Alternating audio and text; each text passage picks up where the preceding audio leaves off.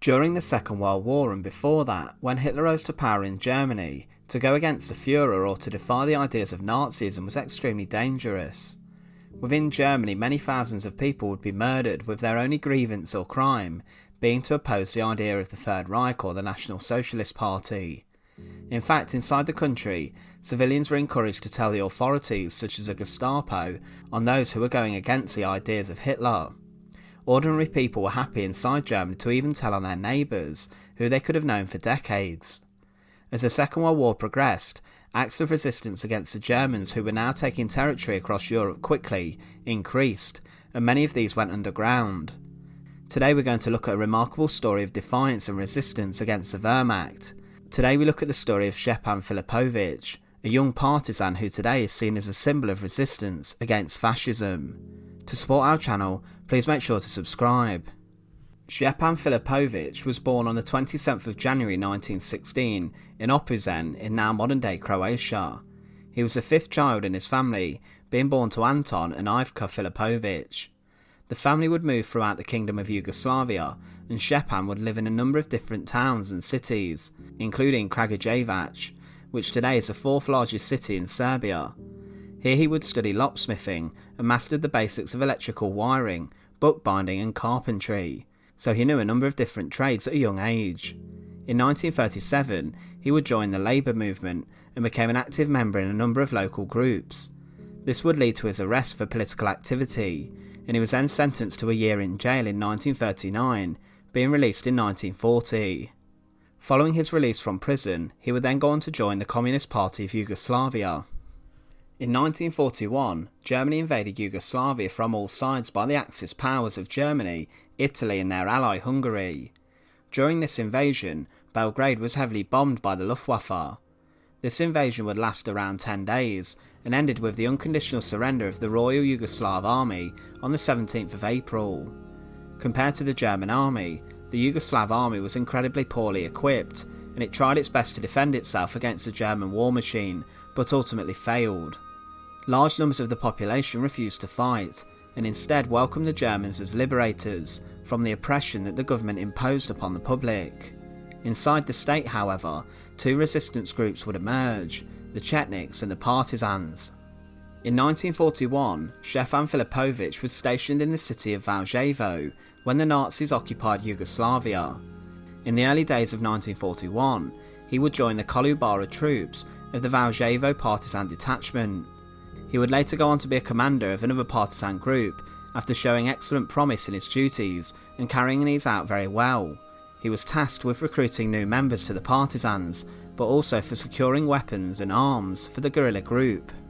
It's important at this moment to talk about the differences between the resistance groups in Yugoslavia. The two main resistance groups believed in different ideas. The Chetniks were originally ethnic Serb Yugoslavian troops who had escaped Axis capture. These then fled to the hills of Bosnia, Montenegro and Serbia. Dragoljub Mihailovic, a former Yugoslavian army colonel, then led this group. Soon the Chetniks were joined by a number of Serbian peasants who fled from Croatia, but non-Serbs were not allowed to join. The Chetniks were encouraged to avoid large-scale fighting with the Germans in fear of reprisals and to wait instead for an Allied invasion. This cautious strategy would bring them into conflict with the Partisans. The Partisans were led by Josip Broz or Tito, and their goal was to resist the Axis occupation and to create an independent socialist Yugoslavian state by freeing the countries. The Partisans applied to all of the ethnic groups, and they often sought, in opposition to the Chetniks, to deliberately attack the Axis. The Germans would usually work on the basis of 100 executions for every German soldier killed, so the Chetniks and Partisans were in some senses enemies and against each other. This leads us back to the story of Stjepan Filipovic. Being a commander of the Partisan unit, he was captured on the 24th of December 1941 by a Chetnik unit. He was then handed over by the Chetniks to the Gestapo headquarters in Belgrade. Here he was unsuccessfully interrogated about information he may know about partisan activity. In fact, the SS officer in charge read the report of Filipovic's interrogation in his unwillingness to cooperate and marked the file with a red pen, saying impossible case. Because of this, Filipovic was then relocated to Valjevo to be hung publicly. The death of Stjepan Filipovic was captured in one of the strongest and most emotive photographs ever taken, this being taken seconds before his hanging. Whilst being dragged through the central streets of Valjevo, he was shouting loudly, "Long live the liberators of the people, down with the fascists and the collaborators, long live communism." He would arrive at the gallows where then a crowd was gathered. As he was led up to the gallows, the executioner tied the knot of the noose around his neck. Facing his death, Filipovic then with the noose around his neck, cried out defiantly, with his arms held aloft in a defiant manner. "What are you waiting for? Why are you allowing this? Grab those rusty rifles and free your country from this scum. Long live our liberating army." He then uttered the words, "Death to fascism, freedom to the people." With his arms still aloft in a defiant stance, this was when the photograph was taken. Filipovic then tried to kick a German soldier who punched him, and doing this, he slipped off the stool, and the noose tightened firmly under his weight, and death came shortly after. The photograph, interestingly, was taken by a 17-year-old girl. She worked in a photography studio, and her task was to take photos of the hanging. Displaying the photos of Stjepan, it created a lot of interest in the locals, who wanted to buy the copies of the heroic man's last stand. The Germans noticed that this was attracting a lot of attention, and they then seized all the photos and video recordings of the hanging. The photographer then spent 2 weeks in prison, where she was interrogated as to whether she was a member of the Partisans.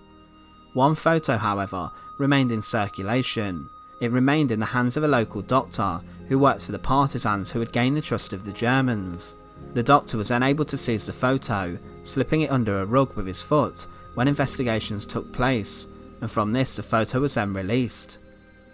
Today, a statue in the city of execution, Valjevo, commemorates the moment of Filipovic staring death in the face, calling for the death of fascism. He was declared a national hero of Yugoslavia in 1949. His heroic act became a proud symbol of defiance against Nazism and fascism. Once again, thank you for watching. To support our channel, please make sure to subscribe. Once again, thanks for watching.